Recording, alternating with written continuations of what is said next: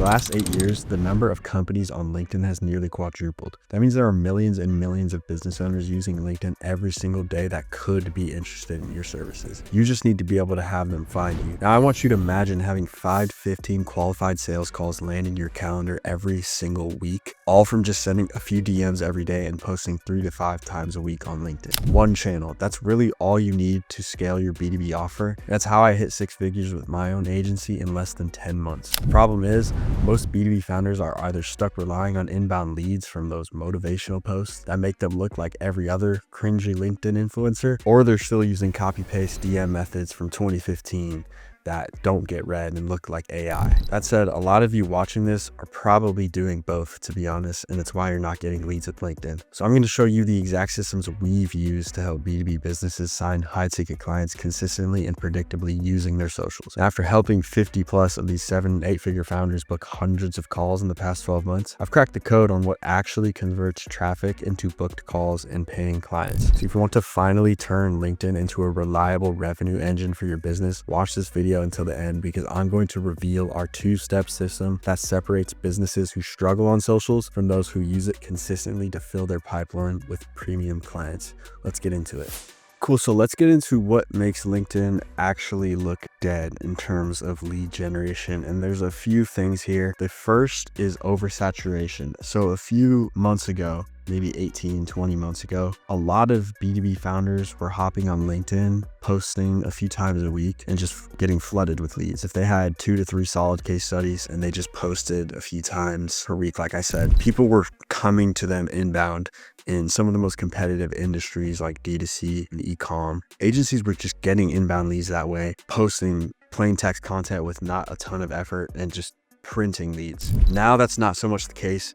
While LinkedIn is still a blue ocean, and we'll talk about that in a second, it's getting harder and harder for these businesses to just post and expect leads to come through the door. So a lot of founders will just start posting, they won't see results in 2-3 weeks, and they'll quit, which is a big issue because LinkedIn content especially is a long game, and that's not the way you're going to drive leads. And we'll get into that in a second as well, how to actually consistently drive leads on the platform. It's not with content. Second is algorithm ignorance. Kind of goes hand in hand with what I just talked about. Business owners fail to adapt to the trends, changes, and opportunities that LinkedIn is constantly presenting you with in terms of algorithm changes and more people using the platform, what's working, what's not. Like I said, they'll hop in for 2-3 weeks, post some things that come to their mind randomly, see no leads, see no likes, engagements, etc., and just quit. So that's a big thing as well. Actually using what's working in the DMs and content. You have to be leveraging the meta in terms of what's actually working on LinkedIn. And thirdly, a lot of people will use AI outreach that's completely automated, which is the total other direction of what you actually want to go in. It's super easy to just have an AI bot send all your connections for you, send all your DMs for you, but that's not going to work in the long game. Everyone is starting to catch on to what AI actually looks like, but it just really doesn't work that well. So that's the third thing. Getting really lazy with your outreach, getting lazy with your content, using AI for everything. It's really not a smart move, and it's going to ruin your brand in the long run. So I highly, highly recommend you start personalizing stuff, and that's sort of what we're going to get into. Here's a good example of just slop. Like this is a deal I'm not going to respond to. Put no effort into it. There's no reason for me to engage. It's very clearly a script. And this is like 99% of LinkedIn. It's why no one gets leads on here. And that's why it's still such a blue ocean, is because no one's doing it right. And we're going to get into that, like I said.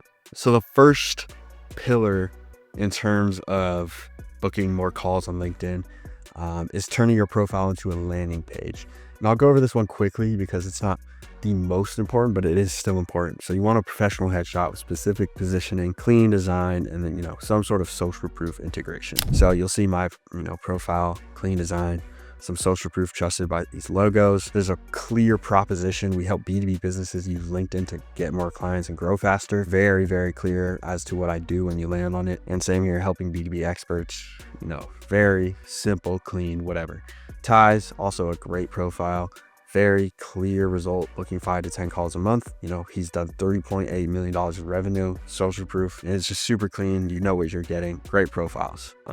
So yeah, this is the first one. You want to make sure, because when cold traffic lands on your page, you want to make sure they're actually able to convert and they know what you're offering, they know what you're selling, and it doesn't look like you're, kind of a scammer or whatnot. So this is the first thing that's pretty important. Second pillar, content. Content 101. There are a few things you need to understand when writing really good LinkedIn content. As you'll see here, this post we wrote for one of our founders got 320,000 impressions, which was very, very recent, which is why about a month ago, why I put it in here. And the main thing I want to hit on here, so obviously you have your case studies, expert opinions, your lead magnets. That's all great. These are the kinds of posts you want to be putting out there as a B2B founder to make sure you're backing up what you claim to do in the DMs, what you claim to do on sales calls. You want to be posting about that on your page. That way everyone can see it and potentially drive some inbound leads. It's not very predictable or consistent, but that will happen. The big thing I want to hit on here is straying away from how-to content and going heavy into how-I content. I mean, it's telling real stories from real experiences that you as a person have experienced and then relating it back to your offer. So as you see from this hook, obviously the whole post isn't here. Earlier in my career, I got put on a PIP, looked at my manager in the eye and asked, you can clearly see this is going to be a personal story. And the reason why this works so well is because people can go to an LLM for how-to content. If you post how to, write better LinkedIn posts, I can go to ChatGPT for that. It's not hard. I can go to anyone for how to do anything. But how I generated 100 book calls and 10 million views in the past 12 months using LinkedIn, that now it's like, okay, wow, this guy did that as a personal story. Now I want to listen. So making sure you're talking about how you did things, how I learned from this founder. I spoke to this guy. I actually learned this the other day. I'm doing triathlon, I'm doing weightlifting, and here's how it relates back to my offer. Like that kind of stuff, real world stories from your personal endeavors. That's the kind of stuff people want to hear. In a world where the barrier to entry in terms of writing content is so low with ChatGPT, anyone can put a prompt in and spin out some sort of text for LinkedIn post. You really want to be nailing in specific, how I personal narratives into your content. That's so important to actually stand out in the feed. Yeah, this is huge. And content in general, it's important. You need 3 to 5 posts a week to sort of maintain that consistency. And when people, like I said, when they land on your profile, they can scroll through your opinions, your case studies, your lead magnets, anything that will prove to them that you are an authority. Show, okay, this guy knows what he's talking about. He has an opinion about this. He has a case study here. Okay, he's solid. So yeah, content's super important. However, it's not everything. I wouldn't even say it's 40%. DMs are where the real cash is made, and essentially the way DMs work on LinkedIn, the first thing you need to understand is the actual technicalities of how to get the DMs. And that's just simply connecting with 800 people per month. So send 800 connections a month. Before that, you need to target your decision makers, so your ideal client persona. And we're doing that inside Sales Navigator, or you can use the search bar. So if I'm targeting cold email agencies, looking up cold email agencies and then kind of niching down in Sales Navigator. There are a ton of Sales Navigator guides that you can look up on YouTube that'll help you out. But I highly recommend you buy it. You don't need it. You can use the search function. But once again, just get really specific with who you're targeting. Then from there, I recommend you manually connect with everyone. So sending 800 manual connection requests per month. You'll get 800 a month. That's kind of a limit. So 200 per week. Send them Monday through Friday, 9 to 5 in your time zone, to make sure everyone's actually online when you send them. That'll get you about a 40 to 50% acceptance rate when you target correctly and send out their best times. You have a good profile, you have good posts. That's when you get these really good acceptance rates. And that means you have more people to DM, because we're going to be DMing these people that we connect with. And how to, the technicalities of actually DMing, this is where you separate yourself from the people just posting on LinkedIn, getting 0 calls, 1 call, 2 calls maybe per month. And the guys booking, 5, 10, 15 calls per month consistently. And there are plenty of people doing it with just a few solid case studies. You don't need to be some big creator with a massive platform to do this. All it takes are a few solid pieces of social proof to really, throw yourself in there or start booking with ton of calls. I mean, this strategy is everything. I mean, it's essentially goes back to what I was saying about AI, doing the reverse of automation, going super personalized when everyone else goes with scripts, when it's easier than ever to just, like I said, rely on an AI. So the first aspect of sending DMs is a multi-threaded approach. So what does that mean? Multi-thread. That means Jonah, send. What's up, send. Dig what you're building with Creo, send. So you guys are real. Ask a question, send.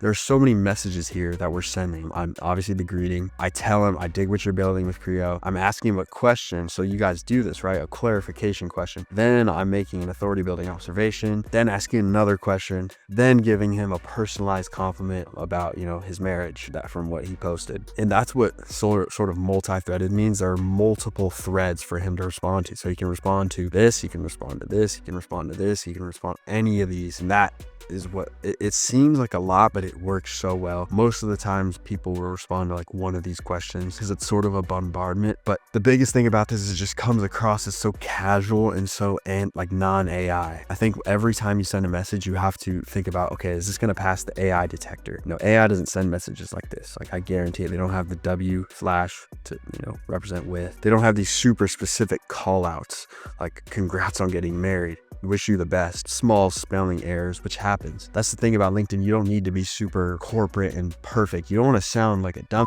like you don't want to be like, hey bro, what's up? LMAO, what's good? But you want to come across as casual. You want to come across as approachable and personable. I don't think I come across as stupid here. I come across as, like I said, casual, approachable, personable, someone that would want to have a conversation here. Okay, so that's essentially the multi-threaded approach. You're using restrained compliments. So dig what you've been building with Creo, not, oh, I love what you're building with Creo. This is awesome. This is the best software I've ever seen. No, I dig what you're building with Creo. That's okay. It's cool. And the reason for that is we don't want to show too much excitement. We want to show we've been there, we've done that. We want to display authority with our messages, but also give our props. We don't want to be a total, but we want to give them solid, and that once again that just proves we're not some rookie. We've been here before, done that, whatever. We're not easily impressed. Authority building observations. Funny how much the outbound space is evolving. I'm actually in a big group with a bunch of guys killing it, like Nick Abraham, Matt Lucero. Like this not only tells the prospect Jonah that Aiden really knows a lot about the outbound space.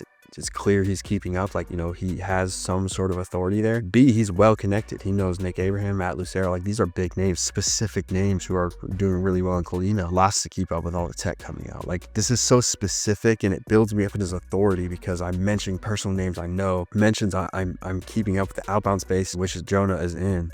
And that's just, once again, more reasons for him. It's giving him a reason to respond. Like, okay, this guy's well connected. Might as well see what he's up to. And then pair that with congrats on getting married. Like super specific. Like no AI could have picked up on, a picture on his LinkedIn of him getting married. Like super specific, anti-AI detector, whatever. Wishing you the best, like super casual. So this is a great DM here. This is another part of the strategies, the roaming rope. So whenever we're DMing people, we always want to have a helpful mindset. People in the DMs, they mess up. They want to book the call immediately. They're super attached to the sale. I need to book this call. I need to get this done. When in reality, you just want to be super helpful. Always, every single message be like, okay, how can I help the prospect? How can I put their needs in front of mine?